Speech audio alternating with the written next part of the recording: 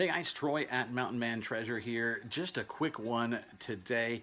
Wanted to do a little "this is why you pay attention" video, I guess, is what we're going to talk about today.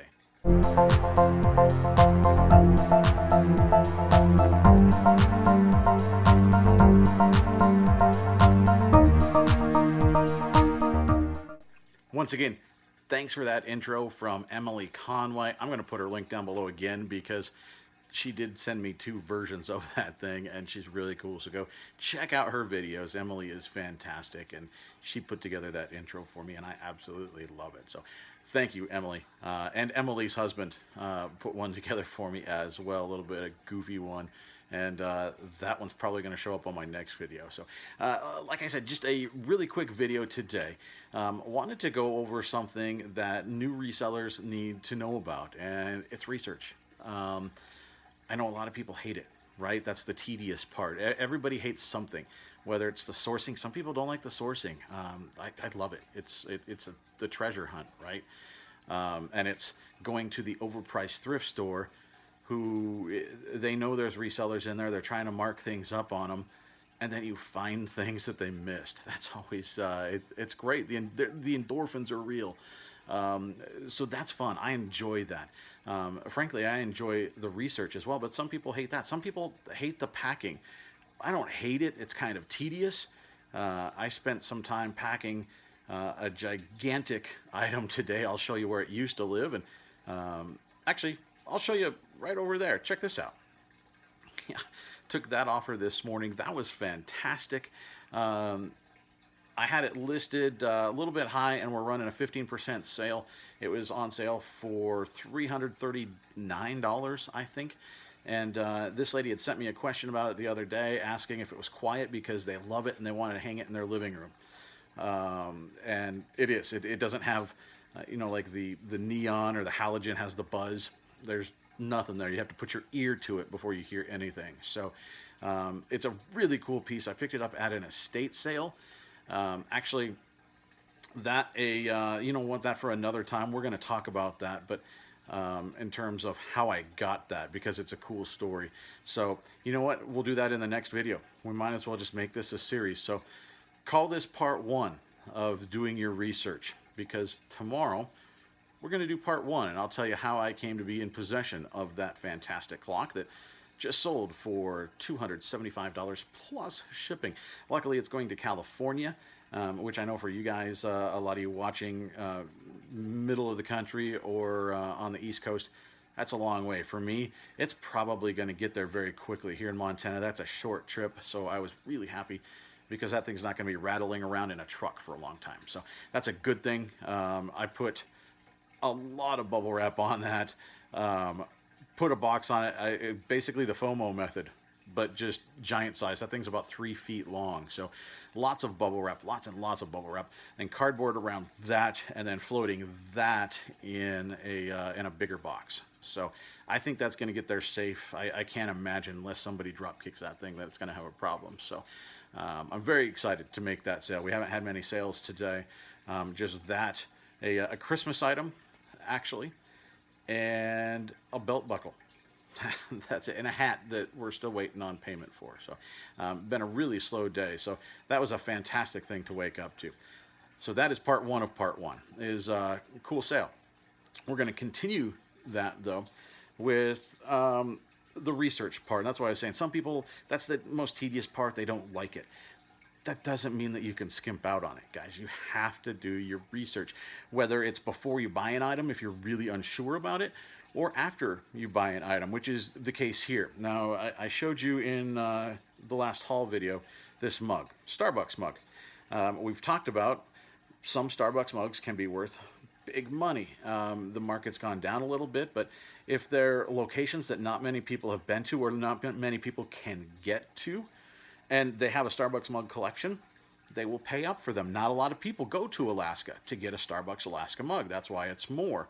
Starbucks Timbuktu, I bet that's probably pretty expensive. The more common ones, they're not worth as much because people can get to them and there's more of them around. Now this one, fairly common, right? This is Starbucks Wisconsin. It's the You Are Here, again, it's the You Are Here series. and this is Wisconsin. So when I picked this up, I knew it would be worth money. It was $3 or $4, and I was hoping, maybe on the top end it was like a $15 mug. That's what I thought just looking at it.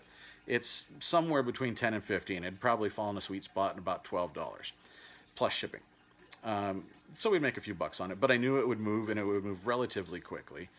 And Starbucks stuff is a good pickup, so that's why I grabbed it.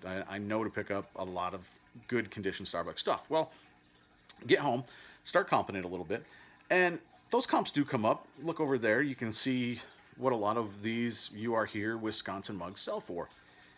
Right about what I was thinking, right? But then if you scroll through, don't just look at that first page. This is the research part of it. Scroll through those sold. So look at what's going on. Every once in a while I saw a spike, and trying to figure out, why is that one different? Why would somebody pay $56 for this mug?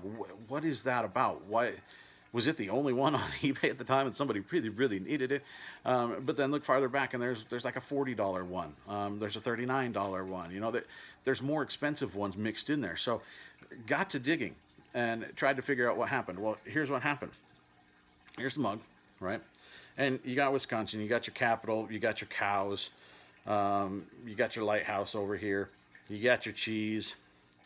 Here's the difference. It took a while. It was a little bit of Where's Waldo.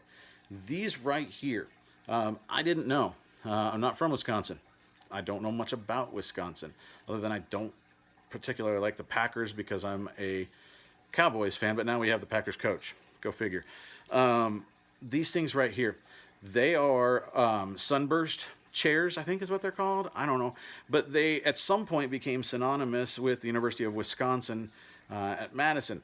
These chairs with this sunburst spoked background on them, yellow, green, and orange, I believe, and you can kind of see that is a yellow and an orange, but those are the colors of them. They're all over the campus there at the Union Building, on the terraces and stuff, and it's actually, you can look back on the school's website. There's a pretty long history of these things and how they came to be on the campus. Actually, kind of interesting, but I did research. I was a history minor in school, so I actually like digging into the whys and what fors. But the point is, these chairs are not on all the mugs. These chairs are only on the very first version of this mug that came out. Now, I'm not sure exactly what happened. Best guess, and sort of the internet going, why are there two versions?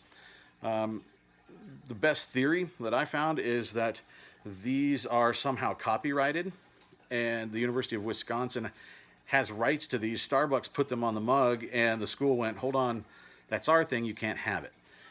Because on the second version of the mug, everything else is identical. Everything else on here is the same, except those are missing. So it has something to do with these. So this was a fairly limited first run before something happened, made Starbucks stop production, take those chairs off, and then reissue. Now, there is a new listing for this mug in the box right here, right now. I think they had two of them because there was one sold, and there's one still available. New in the box, I think it was like $80 or something like that. And one of them has sold, so somebody paid that for this one. So this mug, first version, at least if it's new, becomes a little bit like an Alaska mug. It's worth $80, $90, maybe dollars, depending on the scarcity at the time. Used, this has sold for $40, $50, pushing $60. It was like $56, $57. So mine right now, I think, is $50.99, I think, is where I let it sit. But only because I did my research. I dug into, you look not only at the solds, you got to look at what's out there right now. You got to look at, are there any others of version 1 that are out there? If there are, what are they priced at? Do you want to price it in the middle? Do you want to price it on the high end and you wait for those other ones to sell, hopefully, and you're the only one left standing, and if somebody really wants it, they have to go with your price? Do you want to move it quick? You want to move it quick? Let's go for lowest price and undercut everybody. You can do that. So you just have to decide, how quickly do you want to move your product, right? It becomes, do you want the fast nickel or the slow dime? I'm a little bit somewhere in between. I'll price it high, and then I'll wait a week, maybe 2 weeks, and then we'll lower it a little bit. We'll lower it by a couple bucks, and we'll see what happens. But people do buy these mugs, and they do buy them at a higher price point. I only know that because I dug into it. Now, I saw some of these sold at the lower price point. So there's some collectors out there, or potentially some resellers. Maybe this is one to look out for. Go on there, look for Wisconsin Starbucks mugs. If people are selling them at 12 bucks, and you can buy that thing for 12 bucks plus shipping, so you're in it for, what, 21 bucks? 22 bucks, something like that. You can turn around and sell it for 50. Not bad, right? You're making a few bucks on an easy thing. Do a little bit of eBay arbitrage. So maybe that's something you want to look into. At least every once in a while, just do a quick search and see if somebody has something that they don't know what they have. It happens all the time. Don't be one of those people. Know what you have. Do the research before you put it up for sale. And that's part one. Part two of Do Your Research is coming tomorrow, because I got to tell you how I got the clock that I put up over there that now has a blank hole on my wall, because it's a cool story, and it was a good lesson for me. I think it might be a good lesson for some of you. That's what I got for now. We'll see you guys. Thanks.